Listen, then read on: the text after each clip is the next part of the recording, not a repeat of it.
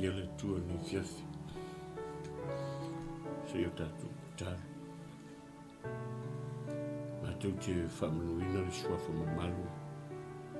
Le suafa e pa ia. Le suafa e manu maro. O e lava o le mātou tupu o tupu. Mane li oli. O e fo i tuli vai uma.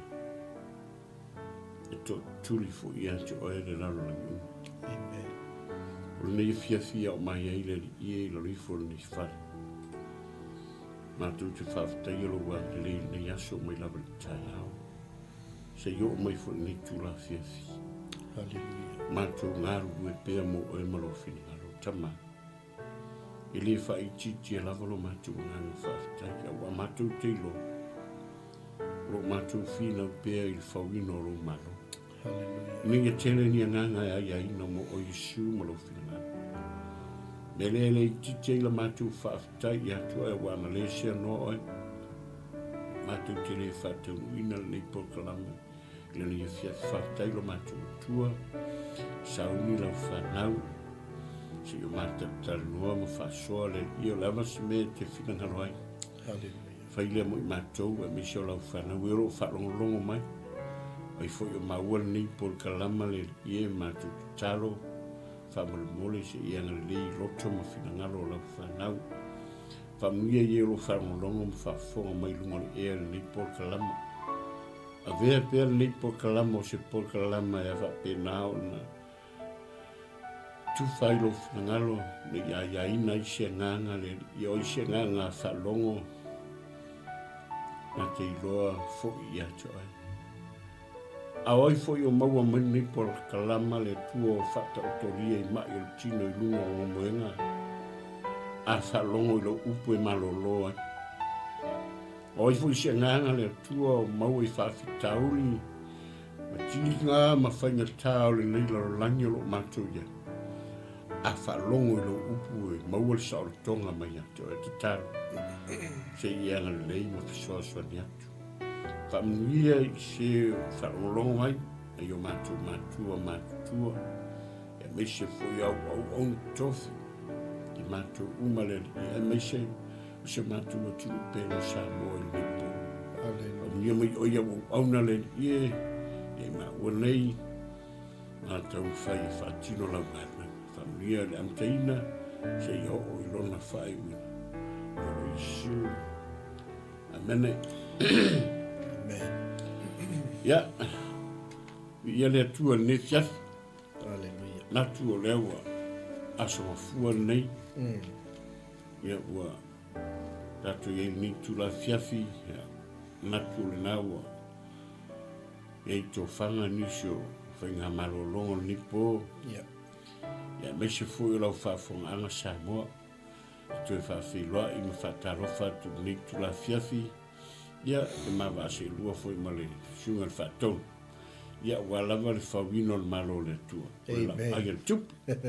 Ia ni fiafi ia ma sauni foi si o mata tano. Ia si o ma whatarofa mwhawhilo iatu. I lau whafonga anga Samoa au ona tofi le tua whea lava se meo e... Amen. Maua mai ni whasalaunga so se au auna ia whatarofa tu suafa man malo i sikiriso tatu wali mo tatu whaola. Natua manuia whainga malolonga. Ia misi foi ul whamnatuina le salta mai le so nafi. Amen. Ma natua le nāua whaasolo au mea rofa. Mea whai me nei whanau ia misi o nei tina vi. Ia le atua lo na rofa mnanga. Lei whatarofa tu nei tatu matua matutua e le whanroina. Nei o tatu matua tausi. O tausi a inga malawa. Ia mese foi o nei matua lo whapenao nei tonu whale tausi ai matua. Ia o atu le upo le tua i angale lei i loto ma whilangaro. Ia ai le whangaroina foi si whatalofa mas whawhilo ai. Si o tatu watu pelo sa moa lo maua mani whasalonga. Ia whatalofa atu le malo fōu o whiwhilia. Le nei vai tau o tatu iai. Vi ia le atua. Amen. O le whaatalofa, ma le whaamalo, ia whaatalofa tuai le sunga o tātou pare mia fōu le awhiwhilia, ia meise o le au wā, ia ngale leile atua, Pamni atu le tua ni fiafi. Ia tamna tu ia e mana i fo ni fiafi. Le tu le sunga le fatou ia sei. Fai foi pola se me ai fare nganga o tatu ta pena i nipo. E se tatu tatanoa. Lava masani ia tatu tatanoa fa sam noa. Ia fina ngalo le tua. Ia le li. Amen. Malo fa tai.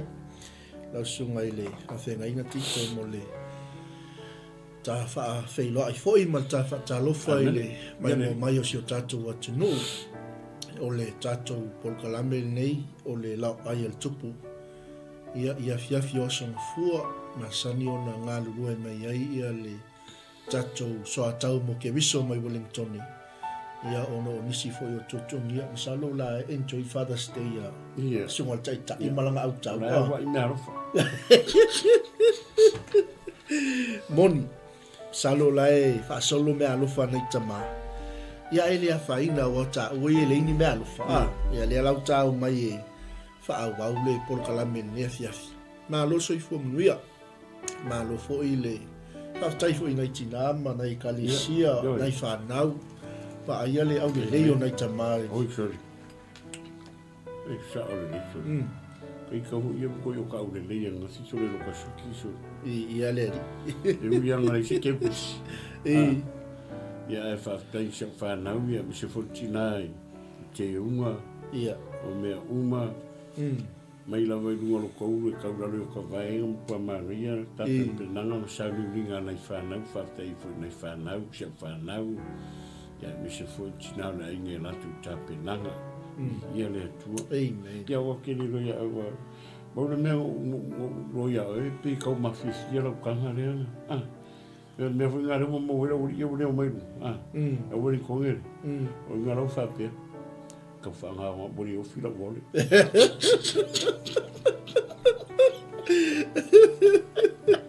ngaro fa pe ka fa ko si ka o si me ka fa empty ki vole e foi ele ia ko sa foi ko la la mo fo le la ka vole e ka ko ia o ngal ka mo fo la no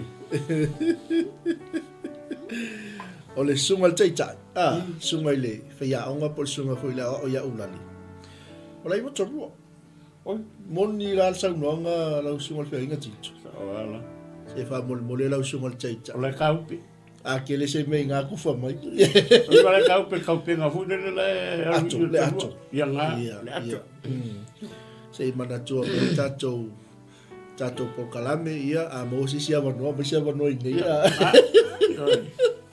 fa pe se me feita para o mai lo suma ulale o le fu se me alo foi la ko o mala ko ia alo mo alo wala kasama singa paua singa paua a pe ia fa ta si me ol paua ele mo paua ka ke ku ba kan o hu per koronga ngau ka ku sa mo ia nga sorry vai vai lo an pa u ma ngau ma se vai kan o ye malo fa tai mana ia le so nei tama le so na o ka se au le o tama fa tai a toi nei tina ma nei fa nau ia mo le ia se i fai foi nei tama ia tele taimi ta pena tama aso fa nau aso tina o bea o mo tono le ai ia se i se tasi foi tama i fa manu yanga mai le tu vi ia le li vai e vai no seu wanga e mo ye vai mo ia pe o a me o tama le o me ia mo ia tina yo o kinga ia pe fa kingonga fu le pe ka ma mai wa ku mai ia la ku ma fa so ia tama o fa ia le me la te la ka ma plan me fai la ka ma plan me fai ali ia la si tali me ka ma fa so me tama se me re se me ka wa mo le ka ma sangi me lo langa o lo me sa mo me ngi o ka me ki ele ai se me ka ke i lo o la me sa mo ni fu me o ka me ki ke fai ku mai e fai ka penga mai le ngai ka penga kurenga ia ke minga le ka kero mai use a ora ia sa ka mai ka kero mai maraka a venga fa fie mai u e umanga e umanga kura venga fa fie ka ko ro mai ku ko mai pop awale ia le ia na le no wala ngolo no te ako ke kele e mai umanga sa umanga me ke me ka awa ia ai ia luka kala au ngai ka kero ku fa me le ku fa ma kwa karwale ma kwa ka uma ia me lo fa mango ku le so fu e ku le sko ai bo fa nga o selu ia ko sa ko mai si me ma bie ia me ngar sa fa ia ia e masa nei lai tama hui nga masa nga o te whanua ia oi la sunga ia le se me wa e se ma umanga e le se me e nga lu ai ia o ke le whanua ke le me e whanua kula ke le whanua le se ma umo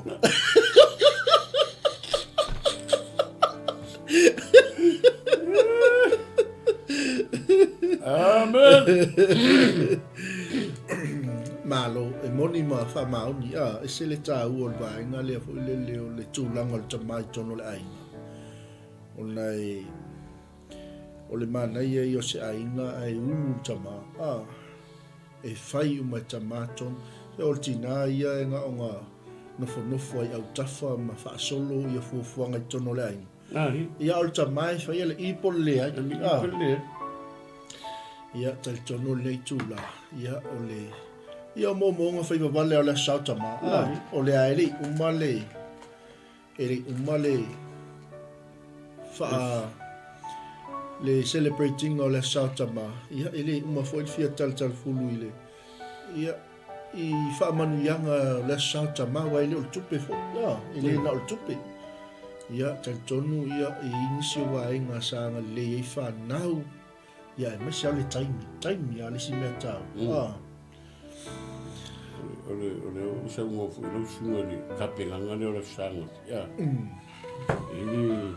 ele le kiki kapenganga ki nga manga fa no ia e me se fu o kapenganga i ka mai la kuaso ia fa ia ia au fu yo le mo ko kele kwa mau popo kapenganga nga chama ma ia maka ia au kula ia ngarka Nike ko ye macho tato ye ko ye wa o la ko yo ha se ro a pila wa ali fa pega fa ta mala ki nga ma fa nga ka pega ya me se foi o si fe nga macho ma ta la songa e fa la tala e ka pega nga o pe me ro pole to wa la mo ka ngora le mele o tina mi le e sili lo tau pe ni e fai kala makua i waru ako i wa o sa saola karu alenga kasika ma ia e revisi si me koe o kalango i wa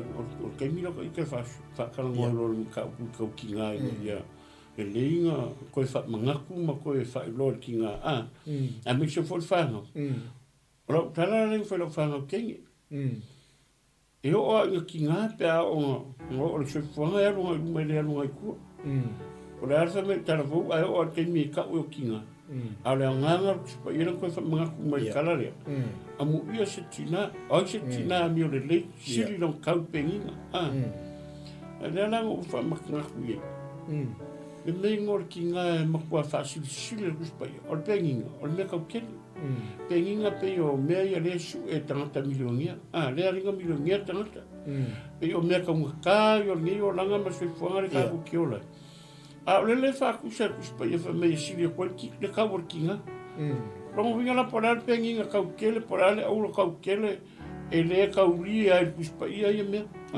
wale ka uri ku pa ia e sili ko workinga mi o le markinga e maka u le ko ma vai le e sili lo ka penginga ka kele pela mo fa manga ku fa nga fia mi se fo si te nga ma to ma tanga me ngore me sili no kau ngai le ngai lo kau skinga a fa me la ile ma sili o se wanga mo Ia na ko koe kali. Mau e. Mau e. Wa kala ia. Sa o tali a. Pakuala fai merkala ko sa mertesi. O ai ia se wanga mau. Ia. Ka ngale koe kali. E tali ia la fa na u makinga wa mau e. Amu ia. O mau se kinga sip ia ku ngalo pengi. Quero saber lá, foi logo chu. Algo,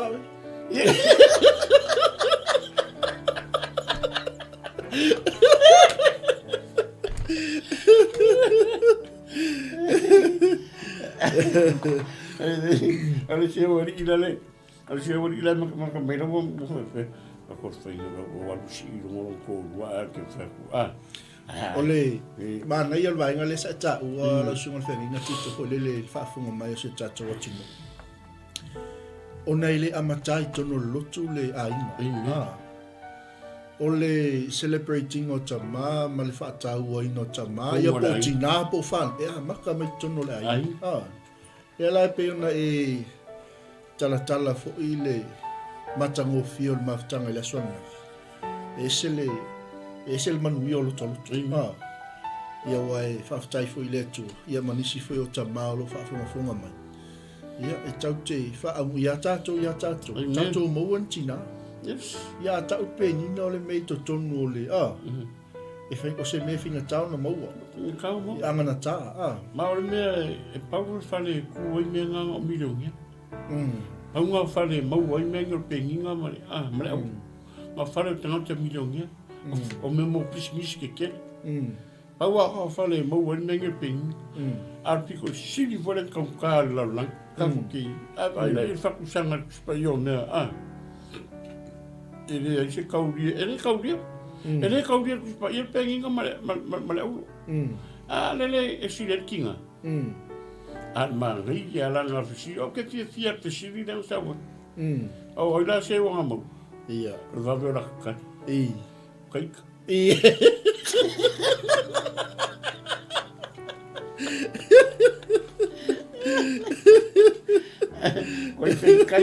Koi fei kai mai ara ori ira kan. Ia wa foi ele ngala ku karia wa. Nge ke wa kilo se ku. Ia, moni la. Me fa kingo. Kilo kingo.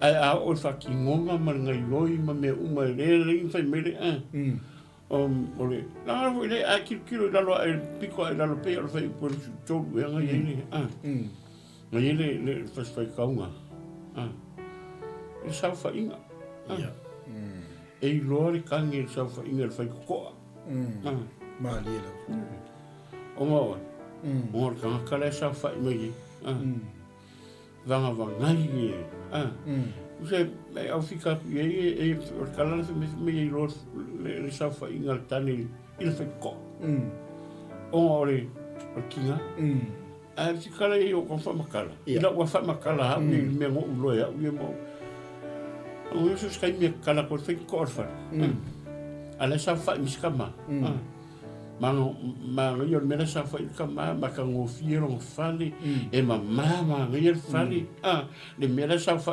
kama ala e ngo fu mo ye ka si ale make e ka si fa per ma fu fa ka kale ala nga le me yo kinga ma kala fa ko kilo ko fali ma ko fali ma yo me sa fa kama Aka ko ye me la ngai rosa e lorka mai sa fa inga.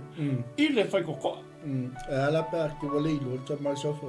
Ali rola ka mai o mo kwa ki la ki. Yo wa o sa o. Ia.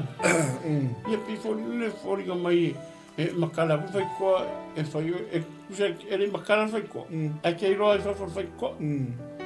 E kei loa for fai ko an mena ku kongu ali makala fai ko an mi se lo la o kala e si da wala pa me fa fai ko ali se vai ma me ga fo wala varga o ngi kala e waka ke ko fu ko no yo ko fa ali ko wala me ko ia ar ma ngi me ngo ko ngo ia fa li ila o fai tau ma ro maka e ngasi ngamari ro mangi ro Mamangui ai loko fa nga amen mo meole o ka kala hu se fai koa e a maka koa I fafo e ke oso ko e kala fai koa mo maria ro ko fafo a makara rora lo a se wa kiri ko fa fi ro ko me re ko ke sa vali aku e maka ngo fira wa ai mara ka maka ko mo fale ia o kinga ele ka wela ka ma ar kinga o ni ka penga nga uma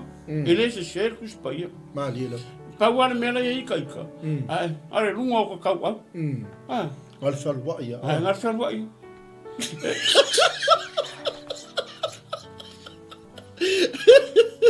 basta ser wa ni le ala ma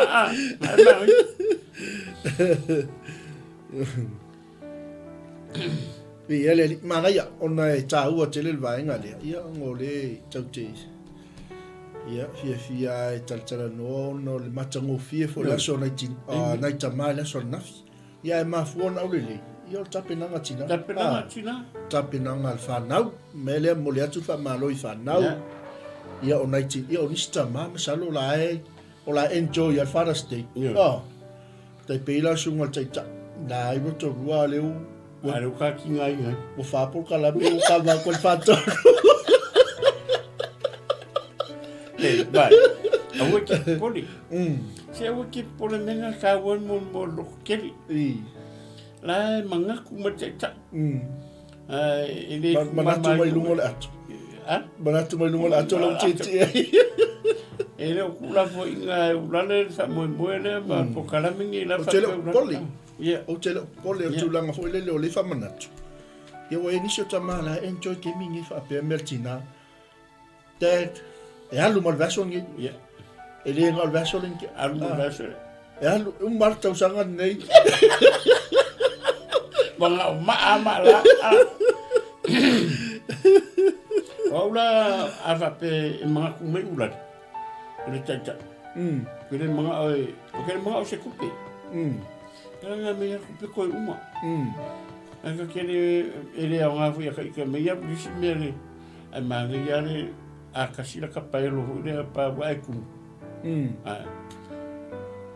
e o ma sine e mo wa kasi la va ka o kama wala vale wala va kai na vale malo bi ele tu fa tai fo yo no le a tapenanga nai tina o whanau e kalesia ia ba aia le matango fie ia o le aso sa wha amna tuinga o nai tama ma lo le alofa ma lo le Ela ia patau ka favor le huo mai na ko fa se sere ora o karina no o sa o karina no champinha po Deve me que eu amo a cor amo oi talo pa ia laisa ia lo fatu mo lo so mala inga ma na ia yo va inga le pene cha o lo so ngol fenga vale ta tele yo cha cho cha pu ne fiafi ia e o le lufa le cho esel matango fi o le atangia I totono a inga le lufa fata mau le tole atangia I tina atangia I fana eu foi lá e calesia so fai ngota ma salo liso I calesia sa fai moto na maka ku e vai voi o mata tu ngore o TV ngi ya so a ko mo mira ka mo mata I mangi o ka penganga ngai calesia ma ngai el matango fio le calesia to tele tu e se man nei o tapenanga ia le tu ia sai le aka a sai fe martang le matango fio tapenanga nei whanau ia e mixanga I calesia ngala fe fatino a tamala to po kalame o se calesia fasingo e fatino tina ma whanau ia fa tai alo talo to ia le tu nei tapenanga le fe meka kamare le fe mero e lo ka fe ko awat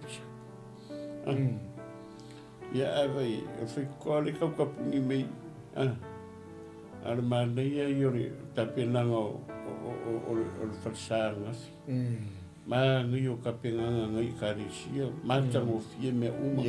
Ia, ka fefela i whainga to na, wa o ise karisia. O kamaka kui lako tina. Sorry. Whai aku, lau sua whātonu e se whare maa ngai o kapenganga, sorry. Ma tango fie o kapenganga ngai karisia, misa nga ki ngā wa, o ki ngā lai o kapenganga lai, wa gau sa whawhai ta ma. Ai ka penga o me tina me whānau. Ai mako i aloa ia lengi ka mai lungore lau. Ai sure mai. Ia uma whai items. Mai aga i ala ka maka sore vi ia le tua. Whaftai e aloko i le tua ia.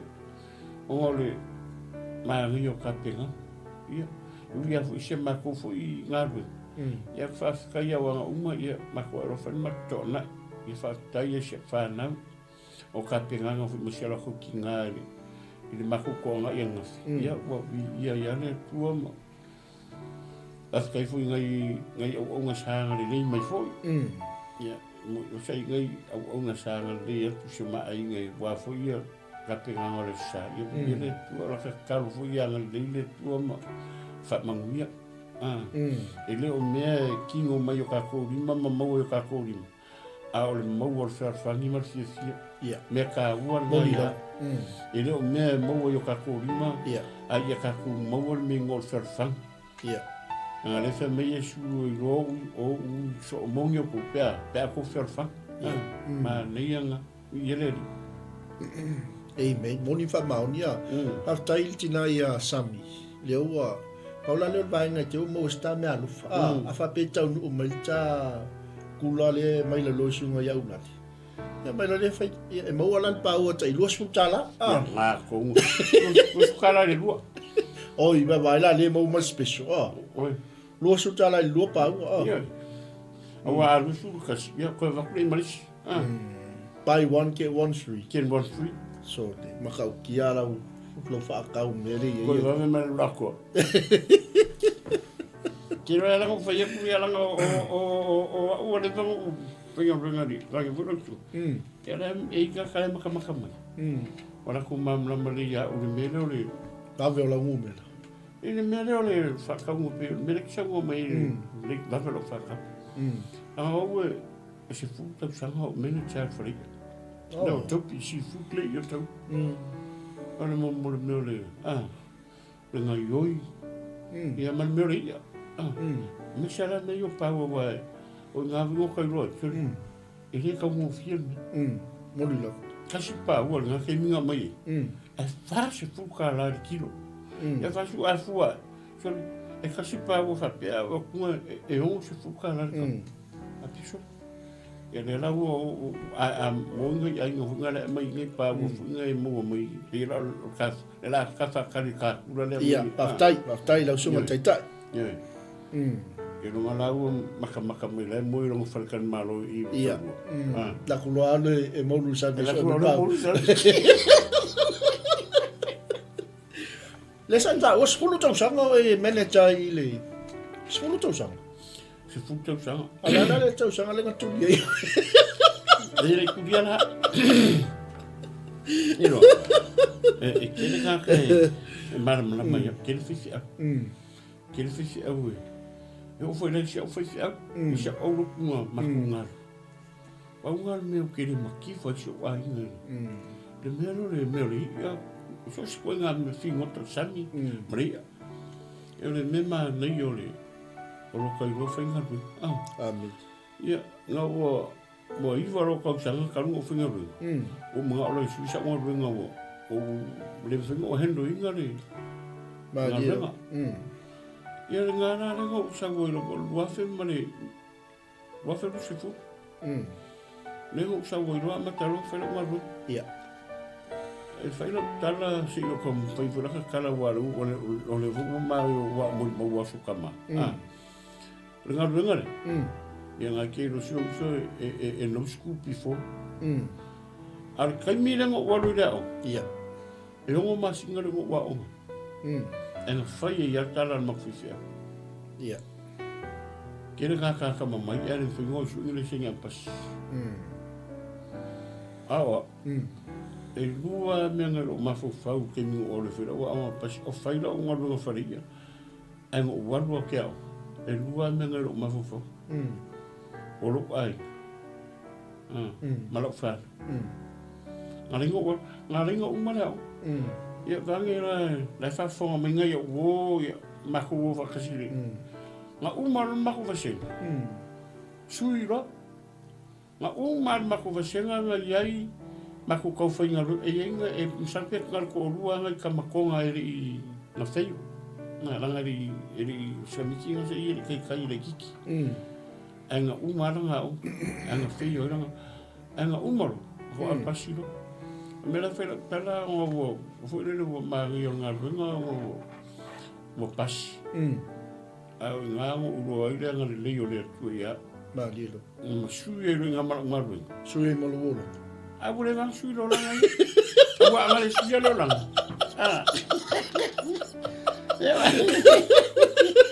a vole lo sui le ya ngalo polo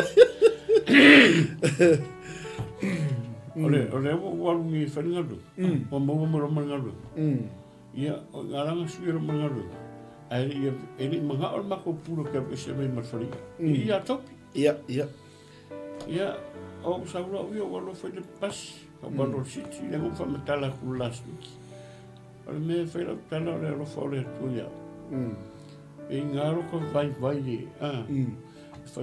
le se lang ale vai la o o lo ka loko a ko ku ye ile ia ona la lo manatu i lo a inga malafa ia le ia o lo ka loko fo nga sa foi nga venga o ia ngai ke si le fia kera ka malusi le ko kon malusi ki ia moni la ai le inga venga ia ele fingo venga ai la tanga te kia au e sa ka e foi le ki fi ngau se me o fi ngau ia o maro ia o ke fi ngau ia o mo pela menga nga fi ngau venga mau mai venga ia alu finga me a fa ka ye le tu e fa o ngare tu ko vai e kari yo ko manga onga sai ye e le lau mangu ia ai nga mangu fa na e le lau o mangi kai ma ki nga mangu ia man nga venga le tu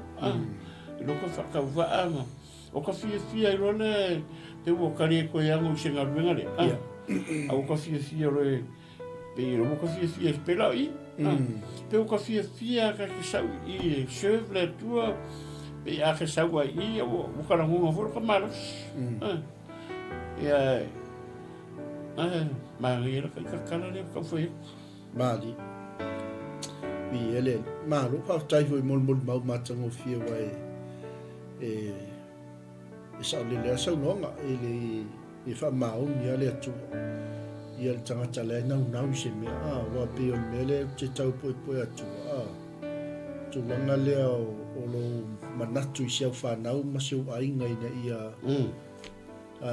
maua le mea ailungo laulau lawar whasoa ia mai seal mele pe o ngai ta ua fo tangi malta mai te li se mea kaki ua e sel whainta o le alongona ia e natu o le ata nga ilo ta whasoa ni e fiafi ia ele umi fo il tatou polo kalame ia e whaatai ato il tatou ainga niso i latou lea ua pale mai lungo il tatou Laoai A Le Tupu ni e fiafi ia mapu mai alo mai o le tatou polo kalame nei o Laoai A Le Tupu ia leo lea e tau sami Laoai A Le Tupu ni e fiafi se lawa se meolo e mai moa mai whaafonga mai ai ia ia le sa une tali lau sua ni fiafi mo le va no sa fa istanga te lungo Laoai A Le Tupu e se male mau lungo le tonga tulanga ole manuia la le loto foi le ia le ho mo malta ua va no tate sa fa e lungo Laoai A Le Tupu ni fiafi io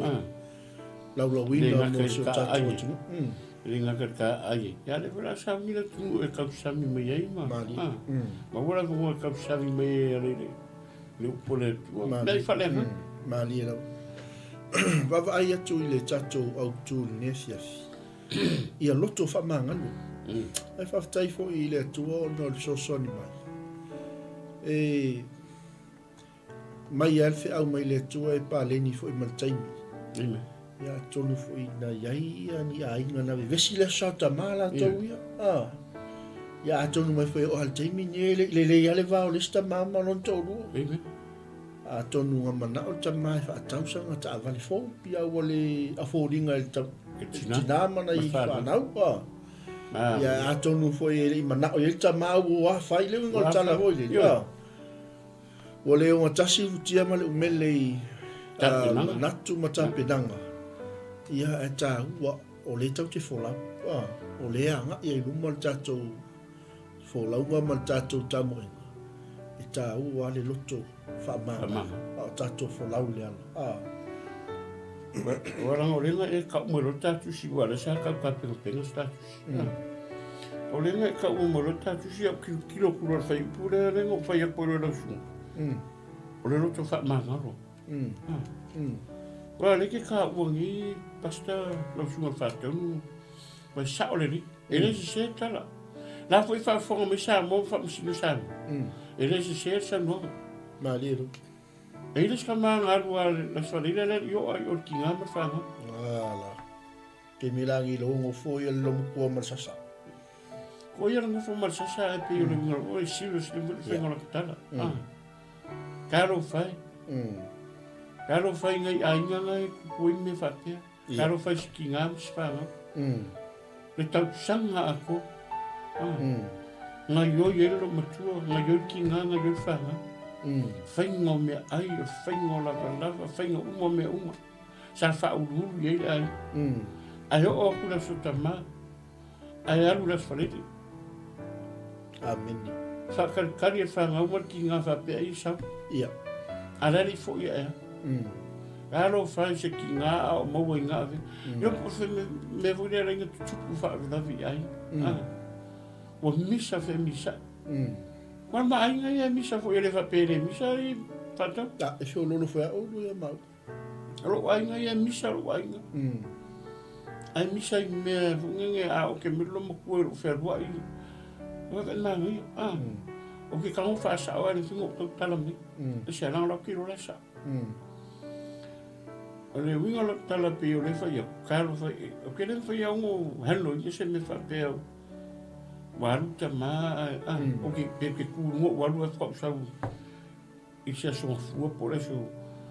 Ala no le ngo whai I le sārenga. Whai le so o le sākama. E le mwhingo waru e se whapea. Ia. Ai e lo tato nunga o lai kupu le mena I le kaimi nge. Ma lero. Lai I fo I merista mara ngā rulas whalele. Misi a kua makape nganga ki ngā mangai whanga. Ia. Ma lero. Lai sa whakari a mea la. Ase I le saufo I le polo whalele. Ase I sumaritala sa. A la ua uma kwala sala le ia kua. Ai a laku po inga la ia e fo ia. So le rei me se mea ki ngā mangai kame kia whai. Laku e whavis. Ala le iei le whakama. Ia. Karo whaingai a inga kupu nge whiwhaiwhai inga ma. Ia, ngā ara misi alofa. Mora ise ngau makaua ngā ara ngau arofa. Ia a fwoi o whawhonga mai ia. Ngai a inga fwoi tinām whanaua o ise me whapeo tupu e. Amen. Ia. Tu le tua alofa ngi le tua. Me ngai tā wai upo le tua e awa I whatau. Nga ia poto o tangata. Ia. Nga ia saungi ai nga ia mō longa wala au inga. Mō mere lei le mālo le tua. E ia le tengi. Talo le tua arofangi a whaifo ia ia. Whaamaisi atu le tua I nei a inga. Ia a misi fo nei whanau a le ngata o ngai whanau. E se a mea o isi o ki ngā o. A re o ki ngā o kama. A re o ki ngā kama ala o whanga. Kei mi e ku kupu ai me whapea. Al mea ka ua peo re umanga ia me rau kakarongo. Le roto whamanga. Ia. Ma lia. E se ka ua le me. Amen. Auangi kaukala. Auangi a vese tala pe au se. Ai a whamanga ro. Ia. Langa kasi le mea wai vesi e fo. Ia. Kai ngangi au la ka mwha ki ngai whaasa o mwere ka mai re aru renga arue. Ai la whai ama me whaavevesi. A whai karango mwere ki ngai karango mai ngai e whaupua mai le mewa kupua o whaneko. Alanga ke loa silafia le kamasa. Ala la ka whai a vese me i vese ma pisa ia. Maliro. Ala tāua, pa mangalo. Pa mangalo ma loko maulalo. Amen. Ia alofangia le tua. Mana ia te lea. A whai o le iei sisi le loto ti ngā ma le ma se a venga. Ia o le whi au nā le atua mo nipo. Ia loto whamangalo. Ia moni le loto whamangalo. Amen. Le pene ta ua le tūlanga lea ta tele i o e whaitau le upo le tua. E ia le tali tonunga fo i le tūlanga tonu lava leo e sau noa ia i le taimi e le mawhai e le tangata o na tāu fiofi. Se mea o lo o whai ma polonga i lo na mawhau. Se mea ua le mawhai e le tangata o na ia toe tau a veina. Ia o lea ngana le upo le ato mo tātou nea fiafi. Ia tātou maua le loto whaamangalo. Amen. Lea la tātou wanga i loa le upo le atua e whaitau le upo le atua. Ia ma tātou anga i atua i lava i whauino tātou pokalana. Ia ngai tasi le tala e se ma le tele o le sona ma o onga tāua. O lo momoli mai ia te tātou. Lea la ta whaitau mo mwhai pule suma lima Ia. Wai loa e uso Iosefa ua oti lo latou tamā. Ona whaapea ai lea. A nei e wha loto mai Iosefa ia i tātou. Mana matua taui mai a te i tātou. O mea leanga uma na tātou whaia ia te ia. Lea la, pasta. O le tūlanga foi le mo tangata e whawhau me leanga. Mo tangata sa la tau whaia me leanga lo la tau uso. Mo tangata foi le ua le ia se mea le lei o toi el mawhau. Mantua mai ai le taimi le se fulu fito tau sanga Iosefa ina ua alofangia ele atua. Ma ua filifilia ele atua. Ia, e whaisi te leo le tala. O le tama o le, e whai miti le tama. Whai miti. Ia ma wha matala tu foi le miti ai le fia. E whi kai o ngako le miti o le whamakala ko lai sa ona. O le winga la o le whaasoa foi le nea fia foi le. Na o ale tama i le, i o ongo mea.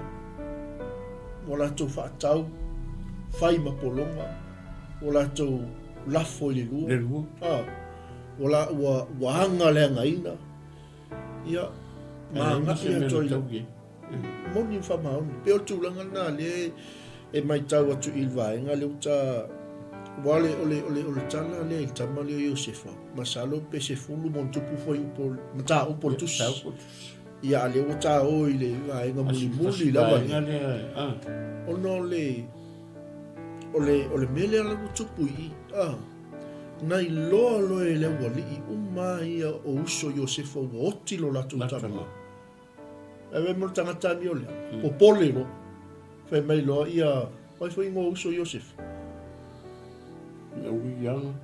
Ia o ngoso. Rupena ma. Simeona. Fe mai lo mala wali. Doli. Anga le anga mai ia le ila ia ka. Le walu koi. Ale la kwa le msemena. Ai msemena.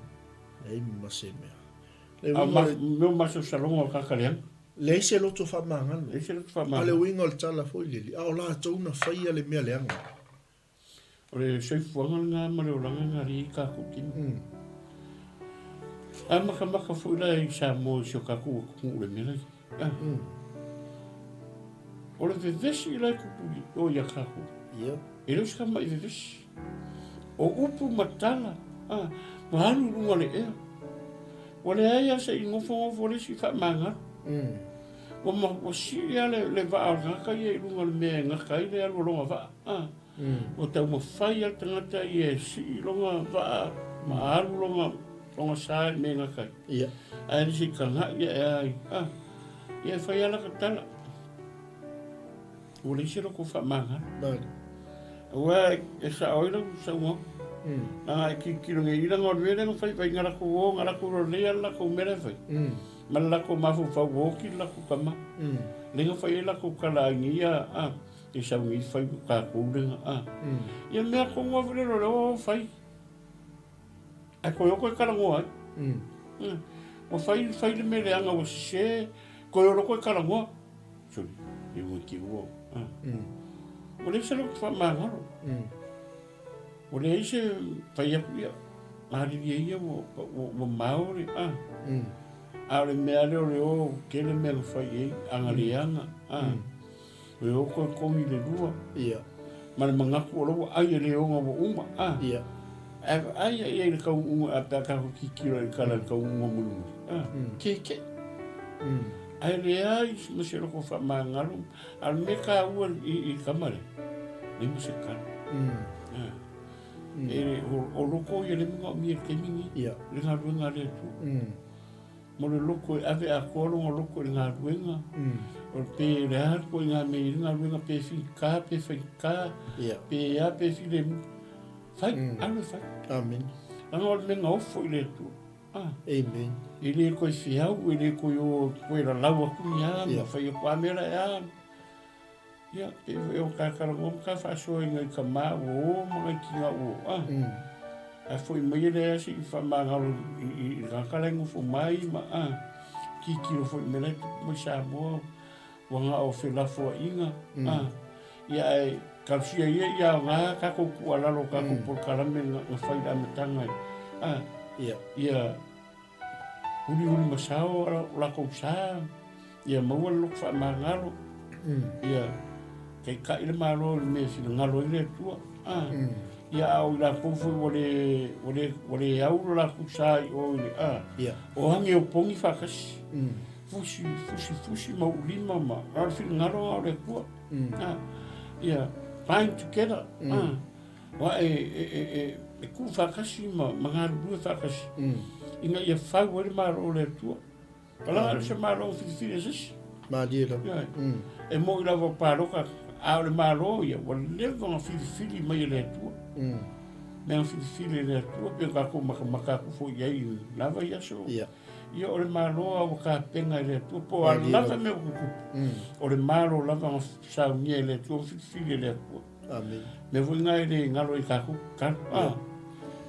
Maro la. Amen. Mana ia, moni me whamaoni le whaasole ne ia whiawhila so ngā whengaina. Ono le tūlanga fo i lele o le lei o le vano nofo. Le wingo tala fo i lele. Se ta aloa tamoro susu. E o fo i lal ta ua mawatanga. Po le ale alungo nei so i fuanga ma nei fo launga tātou te ia mea tātou te whale tonu ai. Ai le mawhinga e se mawhitanga. Moni wha maoni o le winga fo i lal nā o le tātou sa vale nea fiafi. Ia o i fo i o mai moa ma whaafonga mai o lo i eise me o lo ti ngā ai. Eise me o lo polonga ai. Eise me o lo whai ma whaalawe lawe i lo au nanga i le atua. Eise me o whaavatu i ai le lua mawhitanga martina po o tamā. Ia e mese fo ia wheo au na le atua. Eise me o lo mawhati ai i le vaha ma le kalesia o usoa au na. Ia o sa vali tala leo le fiafi. Ia tātou maua le loto whaamangalo. Lea lai whai mai le vaenga le sa tātou whai tauina. Wai loa e uso Iosef. O tilo latou tamā. A fwai mantua fwai le mea leanga le wali ia le ngawhai. Le ngā o ngingi le ofo le tama i le toto ma le... Ai o ave o loka mawhai me woti. A lea la wa whai sa oi lo leo kai. Lea la wa whai wa le lopo whi a whai. Ia lea la woti toi. Lea ma se ngā le vaenga fwai le pasta whaafonga ma sio tātou atunu. Whakai ka inga. Whataita inga. Whai ata o whataita inga. A whaapea nei fwai lele wa iaise mea wa e whaale tonu il tā wā. Whaapea wa iaise vaenga fwai le whataita inga po ua mai lo ua fine o na o lau sunga. E so se kai mea lai ke wa ai me ia, po ke wa ai a ko ia ui. E lua mea, o le alo mamau. O si pa ian mele ni. Ia pa ale kuai fwe lo woso. Ia. O le winga la tala boi lili. O le mawhai o ngā release le me ta o le wha mangalo. E mo e wha angalo. E wha mangalo. Ai le nga. E mana tua pe. Ia. Pe e whakoina wha e alu alwa pe. O le skaka pe o whai mama. A whio le winga leo la tala fwoi lili. A taitainga. A tono leo wa e wha mangalo. A le au ke polonga ai. Nanga so se kaimi o ke wa ai e le rupo o le. Waka kaunga whai se me iau. O tau maua mai sa mo le ata. Le winga o le tala. Ia le li. Lea nga whai e le wali ia le mea ia Iosefa. A leo o til toi ina. Sa kaunga oe o pongi mai lo lato uso. A leo o til toi ina e whai mai. Boi a ngi a wha matala luto mai Iosefa ia tato. Mau lea e tupu kemi. Moni wha mau. Lea tupu kemi ni koe ngā mere loko le wha manga. E kei rola oe pastal o sunga whatu. E kasi lea mea e mānei e. E roka i e vale. Mole mea o le roto wha manga. E kei rola e le kalakaki whai. Onsa. Onsa i kei rola e mo kakai roka wha manga. Le wha e. La pea o kala i e whai e sunga laut. O lalo a mo e malo. Kako aira e whae a inga rei. Kei roa fo i oe po oi kakai. Alesi me o kakango fo i... O kakango ola. O kakango ola mea lea. Au fai wha mangalo si kakanga ika ia ka ika ma mas kakanga. Pi o ka whalo koi upungu fa mai e kere o inga. Kere o i mea nga. Kere e whai au. E kere o i mea i maurunga ki ngaka i lalo inga. Mo kalanga e o mai. A ke lo kakango ola mo kakango e mangalo ma release for it. Ai a kango ngira kilo kanga ko. Pena pero kala le ai Josefa. Langa ele kiki e kai ka ko ngai ka mai me ka ki ma me ma ka ki e kai pe o ko inga i fai. O fa pispisia of. Ai o ave la ka ma me o fai lo nga o ka o ko ki la ko. Ai se Pero lo ngalo kan avai la i fa inga ele imasi kala kali en ka avai le fa inga langa che langa plan le kon me vinga e nga fi ka mo le ma fa fo samo mi me lo ngor ka lo ko fa manga e fa inga fo ma di lo ke lo ka nga fa manga lo ni me ki napolea lo fa lo ka per me sa ngor langa mo ni fa ma ele fa ngofi ele fa ngofi Kango ngi lis ma fa mangalo ma fa ngalo ma unge ko ma fo i ki loe e a mai a ole ko mai mena ki ngai mai poronga a mai a ole ko urunga mena ele iso ma fo ma di lo ele iso ma ko ki oye e o lo kanga ki lo foi le pe ya lo ska ka pe o fa ya ma me foi pe o mai pe o a so fa mai ku mau la no lai e ngofo ma le fa mangalo le a foi ole ase me nga makua ki ngai ma fa inga lo ko se me e lo ka ave pe sa o lo la me le se ko manga ngofo pe se ma ko me venga me e ngofo fa no fa lo awa acha la ye me la ma fa fa pa mai fa Olen finga e kalmi uma ke le lisa mo. Ele kalmi uma ke fa ko le lisa mo ka. E o fu ko ru la ko ya. E fa mi ko ru sol.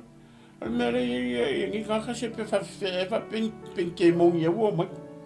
Ya le mere lo fu fa awa. Ya. Ta o ngai. Mere le tu Ole le roto fa mangalo. E vole lo ngofo ma wa lo ma fo fa so se kenya fer boye. Peva ai pele ai. Wa mau wa rongo mafofo. Le la ringa mau ne pu mo ya e mo ya e ki nganga le so awa e. A ki ro la ko maka le le yan mele. O ngala ke ro ma mafo la venga le. Ke ya ro fa mo so. O ki ngau ai. Ki ngau kingo. Ale me se mea. E se mea o a whainga. E o le mea nga. Nanga e mai e wha matangata. E le whainga o whiari. E mai e wha makaka mea nga le roko wha manga. Moni pa maoni. Ke iaua sa aroran o karate tia. Nga la whikau mua si mali. Malo se fua mongia. Ai ko whikau i le si vaiasu. Ora e vai o que fala fu chaval me yan mele. Ala fe me. Lo kala ngo la afu. Ala fa malo ko ala me. O kala ngo su si ma ngo la. So wala ko ro ma se se ro ngala. Ala to mo kala ngo la ko po fa le ko ma fa. Mela me mo wala ngo la per. E ma yeta. Ale fa mangalosis. Amen. Yo. E sunga ka woi la tsu. Ai ku se me kele fi fa manga. A foi lo te fai atu. Ia wale ala wai koe au mai al vai ngala. Pela le wingol tala wale fa fu ngoma se tatu atu no. O leva ngo fa manga lo ia te o ngo wa mai lo wa finga ia te oi. A le ai ke fai mai fa manga lo. O leo ke lo polonga o leva ngo fa manga. A le ai ke polonga o ngo o nga fai al me lo finga. A o le moni o lo wha manga. Amen. Leo ma whai ngo releasing a lo tinga. Ma lo le fia. Wa so o le mea mong. A ngo le wha mongi lo wha manga. Ia, ke le pula kulanga ke o i pēr ka whilo. Awa, mesalo pe ki o pa uralo. A o le winga o tala hoi leni. Vai le mele na tupu i a. Whai lo mala aikia. Vai le wha ngau mai pepelo. Whai mai lo. Alu fe au o. Le fe mai i fe upule suma leonu. Una lato a vatu leo fe au ia te ia o whape atu na polo ai mai lo tama. Ina o le i maliu o ia o whape mai. Ia whape o nau tau whai atu ia Iosefa. O te ai o iatu ia te oi. Ia e wha manga loina leanga o uso. Malala tau ang sala. A wana lato wanga leanga tu lava ia te oi. O le nei. Ngā tau te ai o iatu. Ia e wha manga loina leanga au na nei a lea tua o lau tama o na tangi leo Iosefa. Wewa i le moni o le. Ia wha whenga wha mangalo mai a kongi le lua wha mangalo. Wha atau e whai mapolonga wha mangalo. A lea ua o le maliu o tama. A lea eka ma whai ale wali ia. Ai le isa e mea Iosefa nga whai e. Lea langa whai mai e tala tama loa i la wali ia. Vai o tau. Ne o tau manatu na o tau whaia ina ia leanga ia. Ai ngalo ia te o tau. O le atua na saunia le mele. Ina ia whai au e ave au i ai kupito. Whaola. Ina ia whai au ma whaola ia te o tau. Amen. E whapenga uma penga e saungoa pasta. E mai e ngaka pe ale wha. Pe ale moni la wha manga. Au le wha manga loa o e ongo mai loa whinga ia oi. O le ala ke saulo. Ai polonga. Ai polonga ia. Ko me tu tupu leo langa. Pe manatu ma ka foi le mei. Ala wana kala leu ko maka ko ai foi ka fa pe. Me ngore le fa manga. Si me kiki a la fai ma me polonga. Lawa carry on nale. Le curse le. Me le fa manga mo. Ya ka ko ki kiro la yele. Le makau ki o le se o me fa o me fa na mo kwa fa la urian anga foi lo fa no pelo amen lo fa no pelo i le vale le nga me pelo ai nga ko mai la makanga na pelo am ka fa le nga yo se fa ma o le singa binga kangis kam lo les kam pelo ai go quan ma fu nga nga kan io ora ko fa kala ala ma le ya amen ai la wa ku fa pelo ke le kangiro ya la sorry e sere makauki e whawhakai leri. O le e whare haonga mea wa mongi le lau taunga e o fo ni kemi ma a me se fo le maftanga. Ile soifuanga ma le langa le ka ko kiola e wawa. O le langa fo ile alu ngai ku e alu ngai luma. A se whare haonga le lei fo i mokaika. Mokako. Ile a ngare langa e whai merkus pa ia wangi ngoko le lao kako whai whai ai pe lewa. Kakauanga ngoko le lao ki lingi e kusi mea. E ungi ngoko le lao la kau ka alo e ngorika le. Wai paula lo me mo. A whai ai ngoko le lao wa ngalo ko sa molisi la ko sa molisi la. Paula lo me mo. Ngau pe pelo a me e whangau e wale. Whai tonga fiti. Whai tonga fiti. O ngā konga whiki pepero, ia, kua ai, nire, mea lewa i ka ko maka, langa le kau ke maka, o ngā konga whiki, ma konga whiki mele whai, ngā konga ai eri mele whai, e ma konga whai resi mea o le pā, a koe li liwa resi mea koe kau whai sis konga whiki, ia, o laka kala fure le malaka i ka, e fi wala tangata mi o leanga e fai ko fiki mi kau fai e mi milo mai se mi milo se mea ina i e whaasi se ai re mi fai langa e o le atua e si sila o fufonga o le atua le si sila mai langa ai se me lilo le se me pomisa e fufonga o le atua a le mea ka ua i ai loa ngaka wha mangalo a i loa ngaka wha mangalo maloko mauraro ka ua ngai mo le atua langa i le ka ua le rokua pe mele fai inga pe pero inga pawari o mele la fai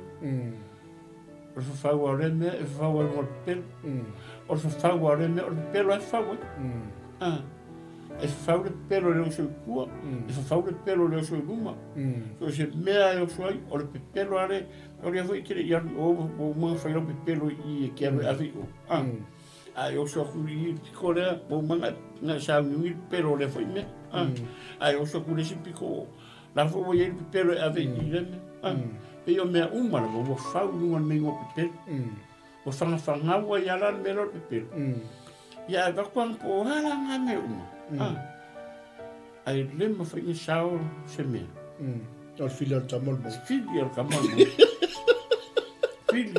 mo ai la i pasta fa fonga mai sa mo fe meila i ol tala tus pa ia ona tangi leo Josefa ia latou upu ia te ia vai i lo le Josefa mo kwa pelo ia fe meila ia o atu fo yo no so ma fa pa u yo le ala wa fa lo ko ngole wo se eles ka mai kangi o Josefa wo aku lo fa pa u yo na luma ma fai atu i latou ia te ia fa uta o au na i matou ni le fa makakau mo mo kakau makakau pe kau mo mo voli karo pe kau sui ki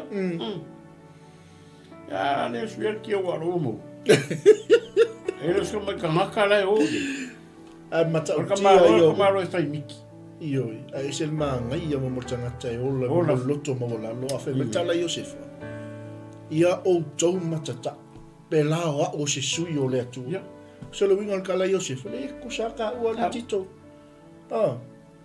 ale ala mo mo ai loi eu mo voi ia le fa bela io fa po suma liva no fa mele Josefa ia te lato au ne o tou matata pe la o le sui o le atua o tou na faitonga fite o tou ia le anga ia o le atua na fina ngalo ia i ui lelelei ina ia ina whaolaina o le nuu e to tele pei ona tau nuu ai ona po nei o le nei aua ne i mata tau o tou o au nei o te tausi lava ia te o tou ma o tou whanau ma wha matala loto mai lea o ia ia te ilatou ma tau tala le lei mai ia te ilatou instead of le kawi o le kawi masui o le ai mase mea tamana whai a leo wa mai o mai o te tausi ia te o tou maha o tou whanau Mamula roa whamanga. Le mga kua masinga mea kasi o mele anga whai. Amen. Agua i ngaruenga le fai. Sa o kala Ia. o e kau ia ku le leanga i le leanga. Ia. E kau ia ku le leanga i le le. E sengi me te fai mai me leanga ai no fu makau i me le. Amen. Sengi me e ako e o ngau lalo le lua. Ko e hoko e aver ofu kau i oro ka mau oki. A le fai mai a ringa kangi ma fai ele kala. E lau kama kausi mau kou, kausi aku kou whanga, kausi mo kou kai kou lua. Se vare ke leo le ngaruenga mamor kaka ua mongi le roto wha mangara. Amen. Ia ar ka ua fui ngā ke rongo fui se lui fui ngā mo tātou. Ia ka ua ia ka kou me ngolo loku wha mangara o avis kaka ua kaika iai. Ia wha mangara iai. Ia e ala fui tala noa pe o skoi wha mangaku fui le. Ia e ka ua kene wha mangara. E ore, le wingo raka kala fui le ruka kala ngoi i mele. Pe o mea ia ngok tala kua i lea nga pe wa kau whai mei ka ika. Amen. Whai mea wa uraku wha leanga ma whai nga oi ka vale. Mea ia nga.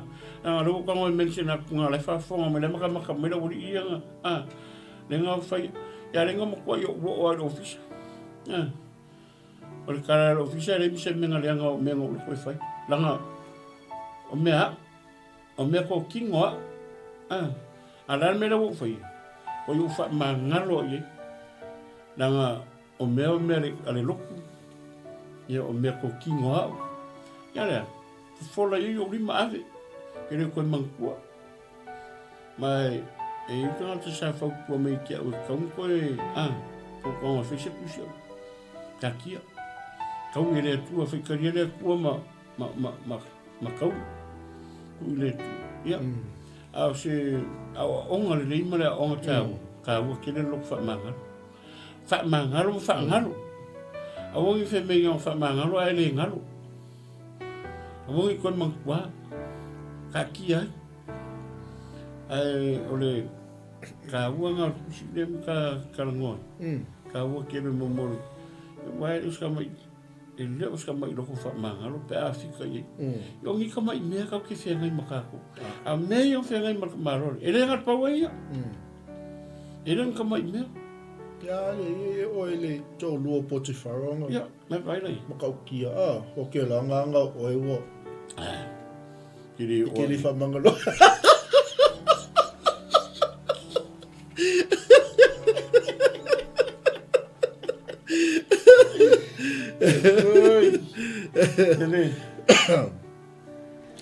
I ele ali e whaftai li. E maa i ere, e sungare whawhenengi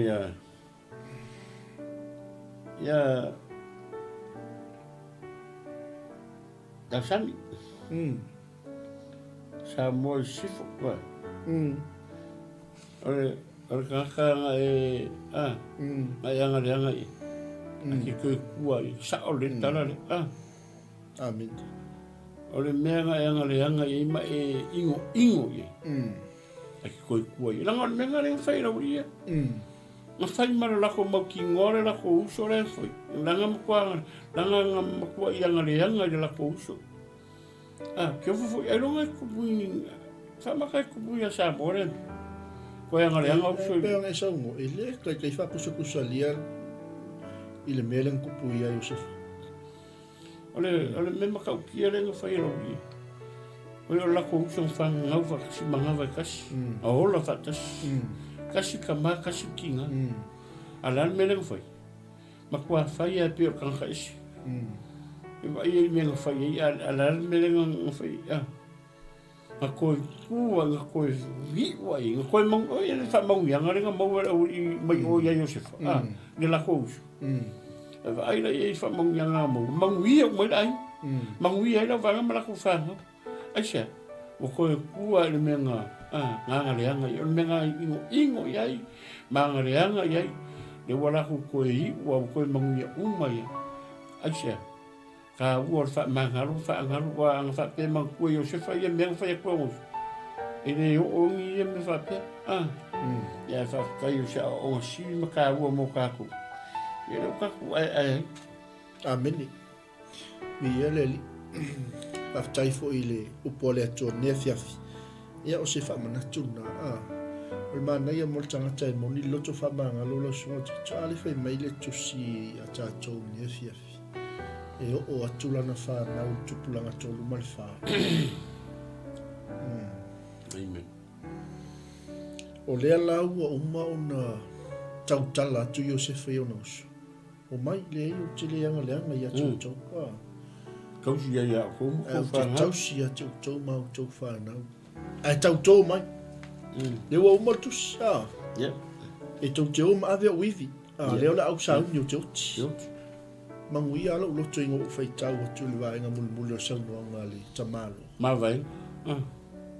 O le au sauni o te oti. Ai vai o tau. E asi mai la vale atu. Ese maa ia moska mai ku se wha onga le lei ku kongo songa ainga.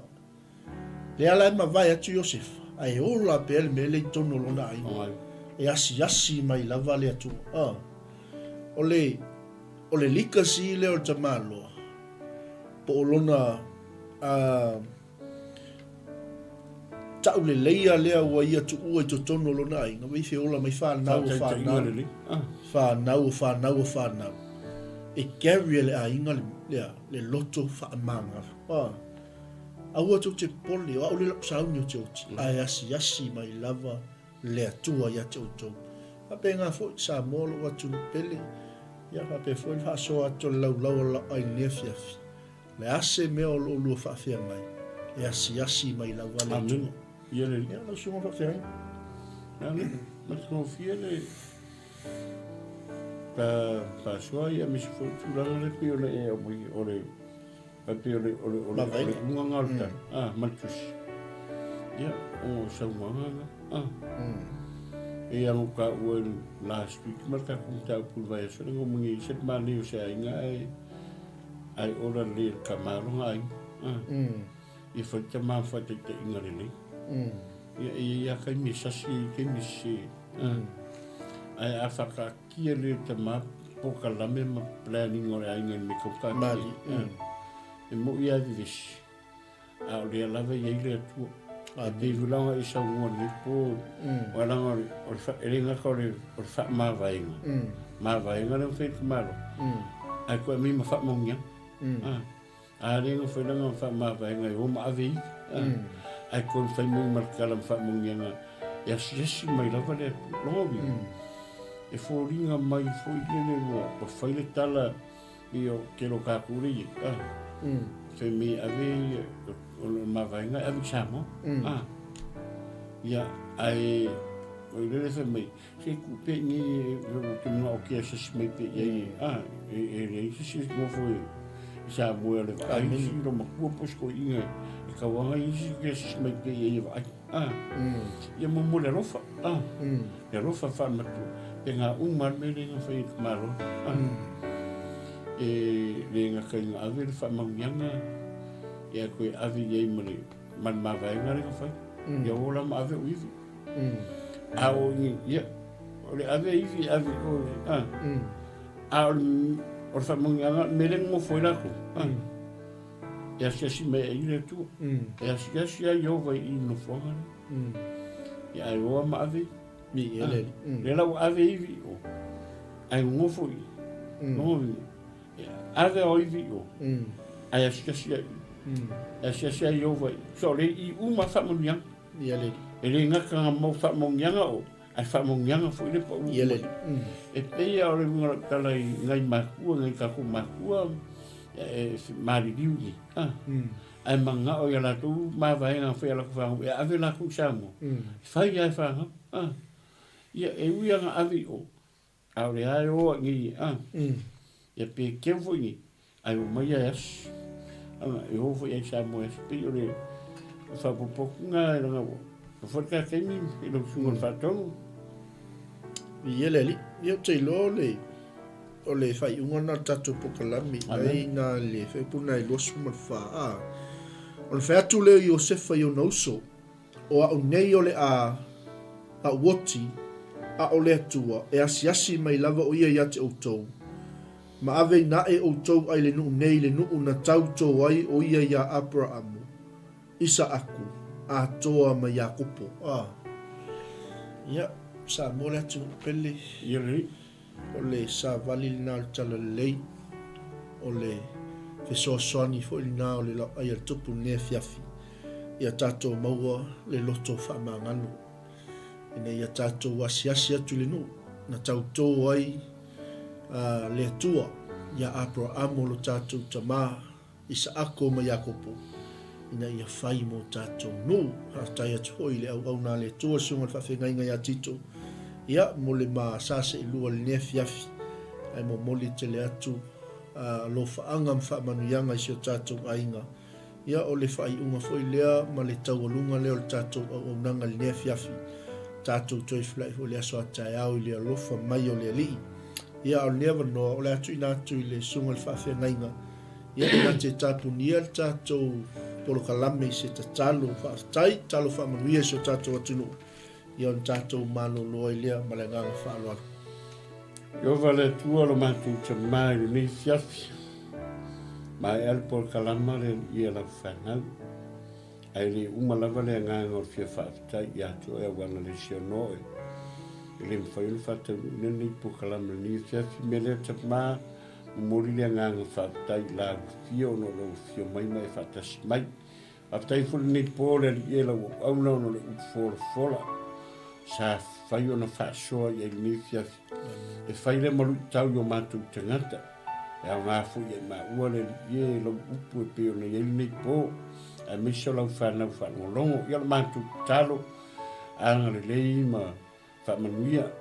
I o atu le li e lau whinangalo i loto ma whinangalo lau whanau. Mātou talo fo i le li e. Vera lau upu e whai mwai la au au ngā. I se o mawhatia.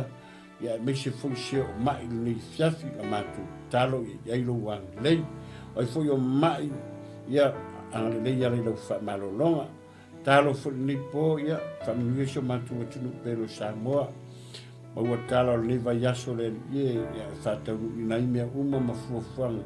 Ia ola mātou lea te talo e tuna tu pēr i lau fio ta maa wha mole mole. Se ia anga le lei ma whatau nu ina mea uma e te whina ngaloai.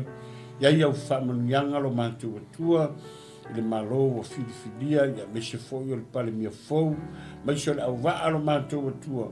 Me malava mātou te tui nātu i ante oe, a unoa ma oe, e le ma whai e lau whanau o na whaatino ina, fuanga uma e pe ona, iai mātou te talo, whaamanuia, talo fo i le whili mana au le ri iolo tau ma whai e whaaleanga, ma whaasise, mea wa e whina ngalo ma ina, la mātou te talo, ia matua whitu ina le mana o Yesu Keriso, talo whaamanuia i so mātou wa tinu pēro Samoa, mai so le lalolangi atoa, isi foi o maua mai le ia lungo le ea le po, le whaasoa, mata, ia mātou te talo, ia iaile anga le leo lau fio. Whamuia iau au na tofi le ia, whea lava le meo nopia i ma pūno no wai o na lau tala le lei, la maola mātou te talo, ia ilau whau unga ia te ilatou, mau manuia. So se whata whaitau langa le ia, me se foi o auna mata ma mao mai le ia, anga le lei ma ia o atu ei le manuia ma sosia ta mao a inga o ero mātou atua. I so o se vaenga mātou te talo foi na yo mātou mātua o maua manei po kalame ta mai ia le anga le lei ma lau wha malo longa ia. Taimi mata ape foi ma lau so nei, ma wha mole marutia i ma ua yo au anga le lei. Nisi foi wale lava mai ona nei po kalama iau au na pe ona tofaina mo nei po kalame te lava o iai fai ngā malolonga le aso tapma anga le lei ma whaamanuia tai awa ena toi maua sa wanoa o le vi inga lava ia foi pe ia te oe ia la mātalo lea mo au i mātou uma ele suafa o Yesu Keriso lo mātou walii ma lo mātou whaola. Amene ma amen. Amen. Ia le li. Ia, soi fo ia Samoa tātou wheloi, ia i le aso tai au i le lofo le tuo. Mea tau nei, hapea foi le sunga le auna, sunga le whawhengai ngai a tito luaiwa, ma te whātou whātou ngea whiawhi soi fua. Tau wha Samoa. Mai amanuia. Ia le li, God bless. 𝚟𝚑𝚙𝚢𝚅, Shalom. It is with great joy that we invite you to join the Global Kingdom TV channel's first ever trip to God's Holy Land, the land of miracles, the land of Israel, the land of the Bible. You get to walk in the footsteps of Jesus. You get to see firsthand the cities, the places he performed many miracles. You can take a boat ride on the Sea of Galilee, see the surrounding towns and cities that the Gospels write about. You get to see the places that the Old Testament talks about, the places where King David hid from King Saul. You will see the Dead Sea, the lowest place on earth. You get to visit Jerusalem, the eternal capital of Israel. See where Jesus taught the scriptures from the temple. You get to pray at the Western Wall, a remaining of the temple. You will get to see where Jesus was once buried and realize he's no longer here because he has risen and he is alive and he's soon coming back for you and I. The journey to Israel will affirm your faith in him. It will confirm the teachings that we read about in the Bible. It will give you a deeper understanding of the Bible. It will help us in our journey of faith here on earth. And I encourage you, take this journey. It will change your life. It changed mine. God bless. Shalom, shalom. Talofa Samoa na tunu pele. Ia fa talofa antu le fiafi ngo sua la ulu. Pulfo matamua sa longa ifo. Fanga ia mpalauri. Ia ile tausanga e tasi le lua afe fitu. Malese lua afe survalu. Ia sa yeisa no malanga tua i 𝚟𝚒𝚍𝚢𝚅. Samoa na tunu pele o te whaftaile atua o nawa no le lei. Ia tonu fo. Lo ia te oese la ngona fa pena na e fia alu pa ia po no le atua. Ia ele se taimi po e talo fo ile atua mo se taimi. Ia le mi le lea. Lua afe lua lima lo fa pena na ia fa moe moe. Le tatu malanga. Ia fa te fia malanga mai lo ainga. Ia e se noa. O te fia ia se la ngona sa ruitawina ilo tangata ino tu mo va ai le monga olive. Ia lo ia pe fetanga le tua le malile fio fa lua mai o Yesu Kristo. Ile la lorangi nei. Mai o le a fio mai o ia ma tu vai on au le monga olive. E fa fia ngai ma le malu fo ilea. Samoa a e fia i loa tiri nei lava a mea matango fia na faya le tua na tupu mai o le a tupu foi. Ia loa noa le leile tatou te malanga tuai. Ia 𝚟𝚑𝚘𝚢 awane ingalo ia te oe whamnianga le tua. Ia o lo ta tia i o ta lima. Ia o ta ua lava lo ia i fuafuanga whafsotai. Purenga le tatou Global Kingdom TV. Ia mapuki e loso o vanoa awane ingalo o se fianga telefo ilo nei tangata. O nei le tasi se saito lo whapena o na tala no matus pa ia. Ia o tausanga umalawa e aloi malanga. Lo whailoa mai e le au la tau o le whapena. Archaeologist o na maua le vaenga ma le vaenga o le mea na fia ile nganga. Ma mi sia i lupa ia. Samoa ta pena le lua afe lua lima. O ina te lo polo to e tūl maunga olive. Ia e fio mai lo mai Yesu. Kusanga. Ia lo fungia le tua whamania fuafuanga ma plan. Mai le nei taimi se ia o atu le wha moe moe. Ona o Yesu. God bless you. Baftai. Hello, 𝚟𝚑𝚙𝚢𝚅, Pulabinaka, and Shalom. My name is 𝚗𝚑𝚙𝚢𝚑𝗏𝗚, and I had the honor of visiting Israel twice, in 2018 and 2019. The experience really changed me. It was an experience of a lifetime. It was transformative. It was eye-opening. It was such a great time. I had encounters with the Lord that really changed me, that healed me, that I did not expect. It's one of those experiences that you have to go for yourself, to experience for yourself. So if you are planning or thinking about visiting the land, I encourage you to do so. Go ahead, invest in a trip and go receive your portion. God bless. Ya, salom 𝚟𝚑𝚙𝚢𝚅 wa pa ang tato Global TV so se tolera lang. Ia ole o sia Paulo Pautoa futi pali ile le ngoa. Ia ole lua fesulfa na o malanga 𝚟𝚑𝚘𝚢𝚑. Ia e se tau so o le atua ia o se mesa famani na ia o le O le te la mea le nei uma ai o se o le unga le maunga whilua inga le na tatalo ai a Yesu Keriso ai tu mai ia iria ma mo se le si tu ngango la ngonga ai se va ngango la ngonga ile nganga pa ia le tu ia a walo fa singo manga fo ima ile o mai ma le fa ngai le tu nganga luenga ai o e lo sila ma mai mo ma nei tu la ia o te le sa un le simalanga le tato Global TV ta sang fo ia fio mai tala mai au ta wa yo lo so te o le tua fa yo lo totalo le tua ai ma nei fo o te soli fo i au le tua sa fa malanga lu ia te tento ne mo finish fa mo yang ia fio mai tala mai au fa fo Yesu Keriso amen. Aloha and shalom. My name is 𝗚𝗚𝚙𝚢 and I led the Salmon Delegates for Israel 2022 and 2023. And both groups went to Israel for the Feast of Tabernacles, which was around September and October of both of the years 2022 and 2023. And I just wanted to come and share some encouragement and some quick encouragements for those who want to go to Israel this year. Israel is the Holy Land. It is the center of where our faith is as Christians.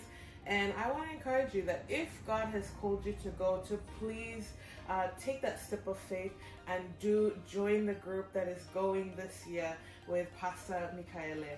And I want to assure you that going to Israel is a trip of faith. You may not have all the money in the bank, but if God has called you, I believe that the Lord will open the door and make the way for you to go and receive whatever He has for you in Israel. And I'll just share that being in Jerusalem, the city of our faith, the city where, the center of where everything happened in the Bible, it's an amazing experience and there's nothing quite like it.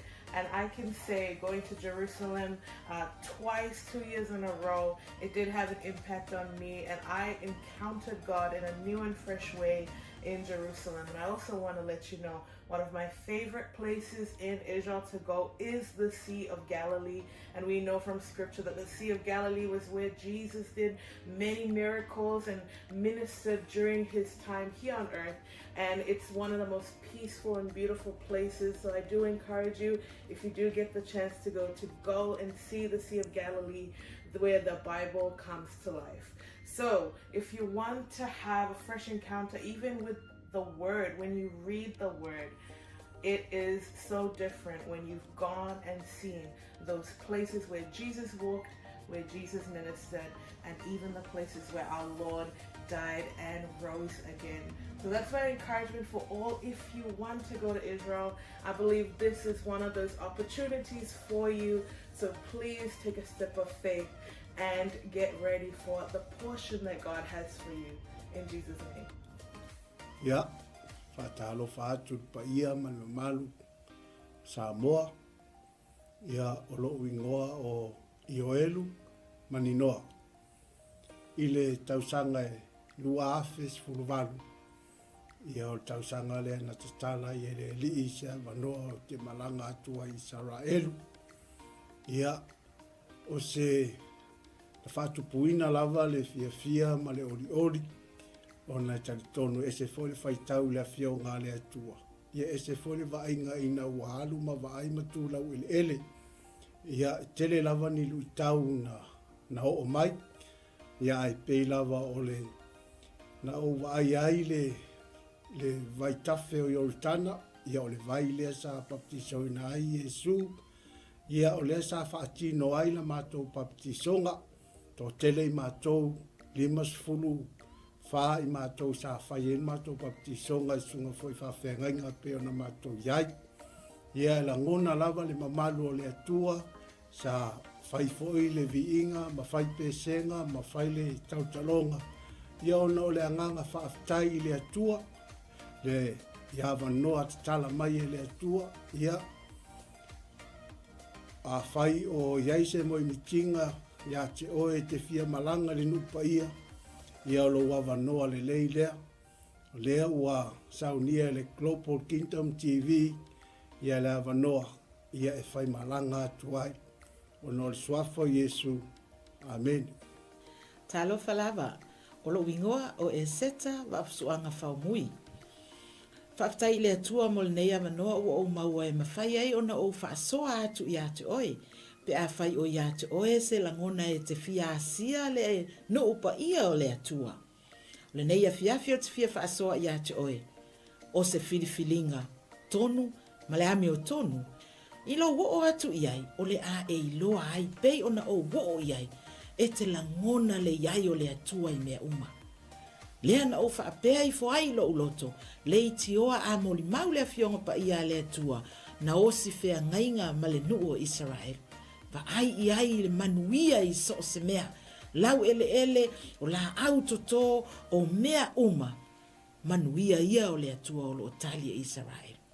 A whaila o ia te oe se nau ta inga e te fiasia, e maua lo wa noa, tātou te toe malanga whaatasi ai ma oe, pe a whai e te fia malanga, i le nei malanga o lo o tāpena nei, ia ona o le suafo Yesu, amene, ma amene.